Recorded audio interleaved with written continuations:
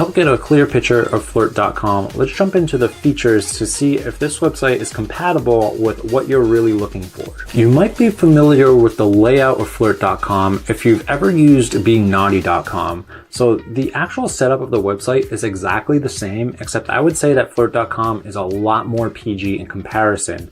benaughty.com really promotes nudity and cybersex in all of their accounts, where flirt.com doesn't condone that at all. And as a result, I actually find that flirt.com has a lot less bot accounts than benaughty does. Flirt has a really easy registration process, which we will get into later, but is a great feature to mention for now. One cool feature is called Flirtcast, and Flirtcast works by you selecting from a ton of different prompts. Now these prompts are usually meant for just starting conversation. So it'll be something like, hey, you're really cute, you want to go get coffee sometime, something along the lines of that. And when you select the prompt and send out your Flirtcast, it sends that exact message to a ton of different users so that you can start a conversation with a ton of different potential matches. It should be noted that you can only do this once every 12 hours, and if you are on a free account where it does let you send 5 free messages, it does actually suck up those 5 free messages right away. Which leads me to the next feature, which is the chat and message feature, which is just like any other online dating website where you can message between different members of the website.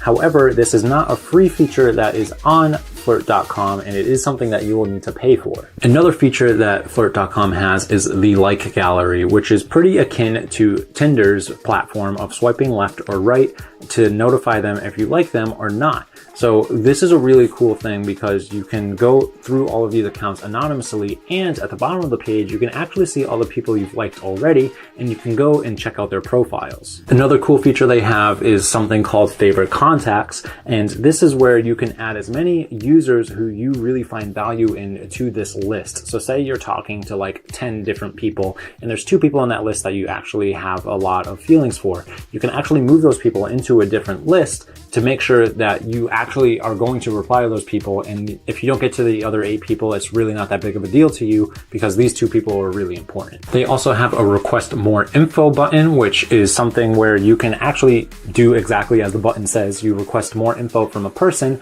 and that person will receive a notification, and they can decide whether or not to send you more information. So the website comes with your typical search and filter feature where you can filter through age, location, or gender, but it does also offer some other search filters as well, including seeing if they're new members or if they were online recently. When you do use the search and filter feature, you'll be able to see a person's name, a picture, their age, their location, and if they are currently online or not. If they have more information but you can't see it, you can always use the request more info feature that I mentioned earlier. So let's